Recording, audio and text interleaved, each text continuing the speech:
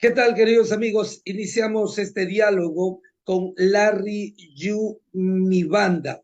Él es un analista político, estimados amigos, de una larga trayectoria, y con él queremos enfocar un tema. Se vive en el país la fiebre de la final de una Copa Libertadores de América. Para muchos, una oportunidad; para las autoridades, simplemente el tratar de poner todo el aparataje sobre la mesa. Pero económicamente, ¿esto beneficia a Guayaquil, beneficia al país? Larry Yumibanda, bienvenido. Buenos días a la audiencia, buenos días Raúl. Todo evento internacional que se desarrolla en el Ecuador siempre va a ser positivo, siempre va a generar, por ejemplo, efectos en lo económico y también efectos en lo productivo. Entonces, no se diga, por ejemplo, la final de la Copa Libertadores, que creo que me parece que es un evento que va a generar de alguna otra forma mayor movimiento del circulante. Y lo vamos a ver ya a finales del mes de octubre, cuando salgan las cifras del SRI con respecto a la recaudación tributaria y también de las ventas, cuánto ha sido el impacto, se podría decir, ya en términos reales, no bajo supuestos, sino en términos reales, de lo que es el evento de la Copa Libertadores de América. Pero en términos generales, yo creo que fue positivo, es positivo, y que de alguna otra forma también ayuda al turismo de la ciudad para que muchos eventos internacionales también se puedan desarrollar en el Ecuador, ¿no? Turismo, pero también se beneficia el vendedor pequeño, se benefician otros sectores, Larry. Sí, toda la cadena productiva del país, desde el más pequeño al más grande. El sector hotelero, por ejemplo, es uno de los beneficiarios, las agencias de viaje, las aerolíneas, el comercio formal, el comercio informal, eh, y que de alguna otra forma es un evento que si no se lo hacía, era normal. Entonces, va a haber, me imagino, algún incremento con respecto a una línea base, y eso yo creo que es positivo. Entonces, ojalá que para el futuro también ya se planifiquen otro tipo de eventos, eventos artísticos, por ejemplo, de gran envergadura, que no están llegando a la ciudad y que de alguna otra forma sería importante que las autoridades, tanto nacionales como provinciales y municipales, pongan mucha atención en eso, ¿no? Claro, ahora Larry Yumibanda, vamos al contexto nacional. Estamos bajo la dirección de un gobierno que parecería se está haciendo costumbre, cada mes tiene escándalos, escándalos en su círculo. Durante la última semana hemos podido ver a un ministro de Energía y Minas que no ha sido la excepción. ¿Cómo interpreta esto?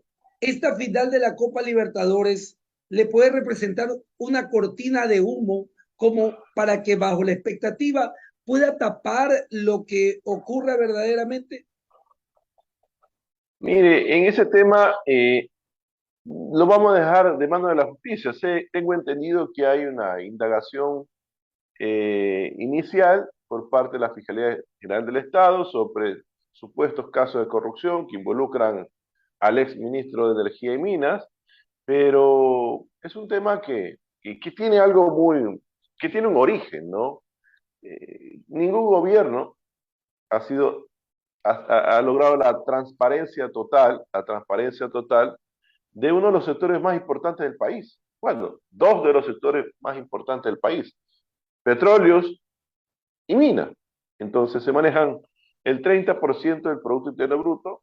Estamos hablando de 30.000 millones de dólares. Entonces ha sido poco transparente y yo creo que esa es una de las causas por las cuales, tengo entendido que hay otras causas, por la cual también presenta su renuncia y que el presidente de la República se la ha aceptado. Claro, pero este tipo de escándalos, ¿cuánto repercuten en la imagen del Ecuador? ¿Esto se conoce de manera internacional o queda guardado en casa como los trapos sucios? No, claro que afecta a la imagen institucional, una raya más al tigre. Yo creo que no es que solo en este gobierno, ha pasado en gobiernos anteriores, de que ministros de Estado estén involucrados en este tipo de situación.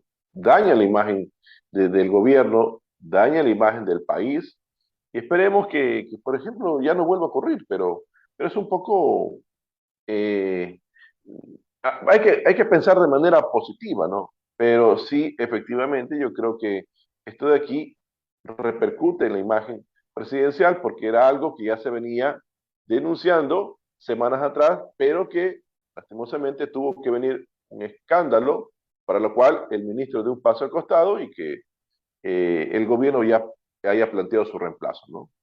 Ahora, Larry, dentro del menú de realidades que se vive en el país, hay una situación. Hubo una mesa de diálogo donde prácticamente se habla de que se llegaron a acuerdos. Sin embargo, sale el representante de la FENOCIN a decir que no está conforme, que no se está cumpliendo en pocos días. El presidente de la Conferencia Episcopal Ecuatoriana dice, yo ya cumplí. Representantes del gobierno dicen, yo no conozco si van a haber movilizaciones futuras. Es decir, ni bien termina la mesa y ya hay discrepancias. ¿Fueron positivas para lo económico las mesas de diálogo y sobre todo serán positivas las repercusiones? A ver, la mesa de luego creo que fue positivo porque dio eh, el inicio a que nuevamente se recupere la tranquilidad para todo el Ecuador. Acuérdense que eran más de 15 días de paro y que estaba generando estragos ya en la economía ecuatoriana. Entonces, como punto inicial, el tema de lo positivo de la implementación de las mesas de diálogo. Ahora, que no se lleguen a los resultados, y eso es otra cosa, y eso es otro tema, y creo que vamos a esperar las próximas semanas, ¿no? Ya en lo que se firmó, el gobierno dice que son más de 200 acuerdos y vamos a ver si eso, cómo lo llevan a la práctica.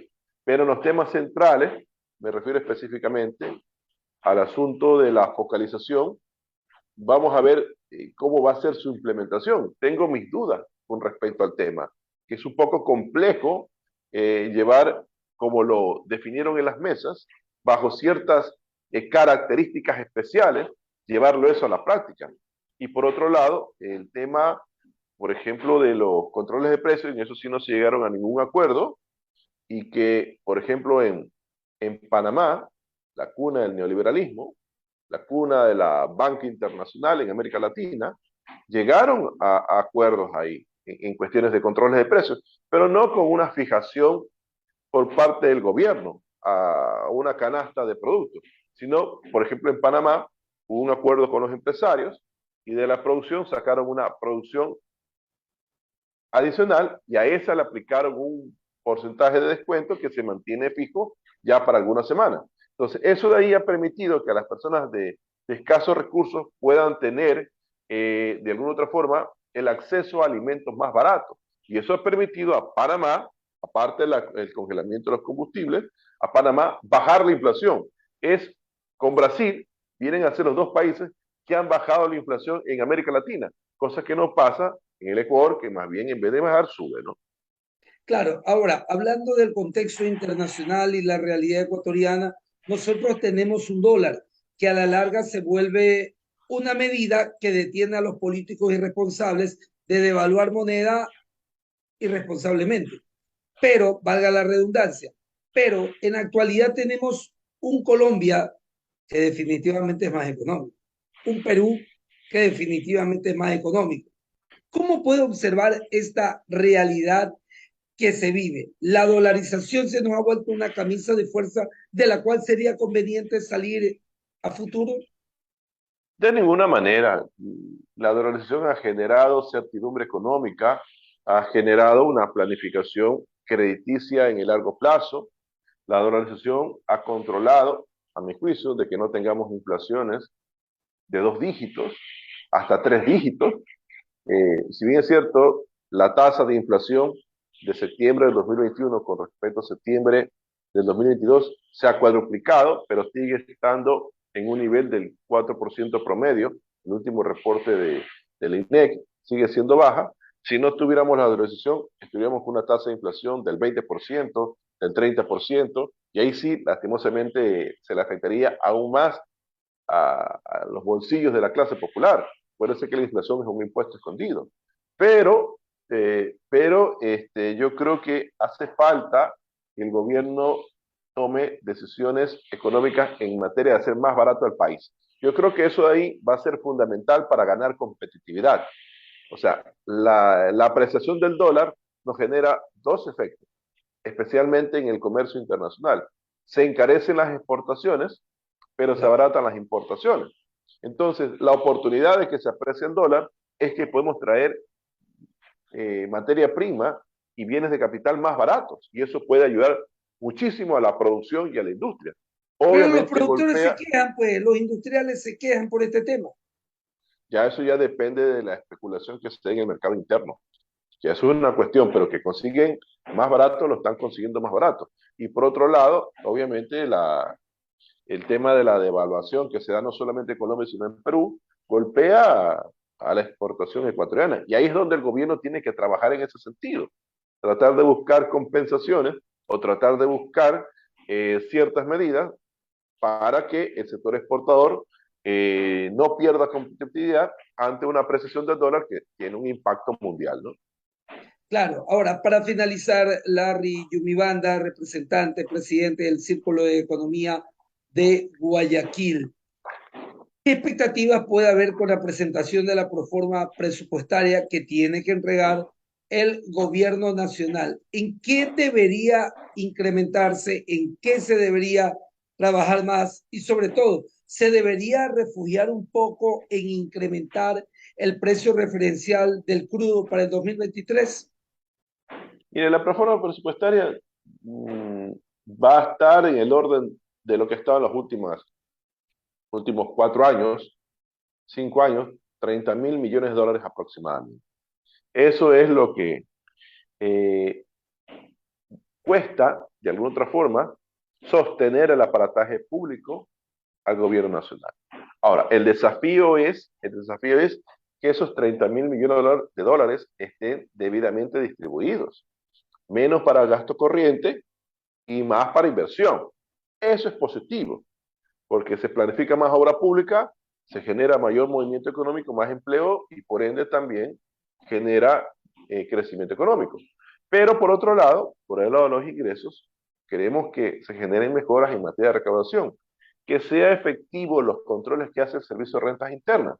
Nos parece positivo, aunque tardío, que por ejemplo ya se ponga aquí el acelerador sobre la facturación electrónica. Y eso esperemos que den los resultados. Tengo entendido que el Servicio de Rentas Internas va a identificar a los grandes evasores en el país. Supuestamente van a lanzar el informe a finales de diciembre. Vamos a esperar porque por ese sentido también hay filtraciones y el Estado ecuatoriano deja de recibir recursos. Entonces, vamos a esperar, aunque yo creo que va a ser una proforma presupuestaria parecida a las que se han presentado anteriormente, pero nos vamos a concentrar específicamente en los campos de distribución. Entonces, si se destina más recursos para obra pública y menos para gasto corriente, yo creo que la proforma presupuestaria va a ser muy positiva. Si no es así, lastimosamente va a ser más de lo mismo. Perfecto, muchas gracias a usted, Larry Yumibanda, presidente del Círculo de Economía de Guayaquil. Muchas gracias Gracias, por su presencia. gracias, un abrazo, buenos días a todos. Un gusto, Larry Yumibanda. Gracias.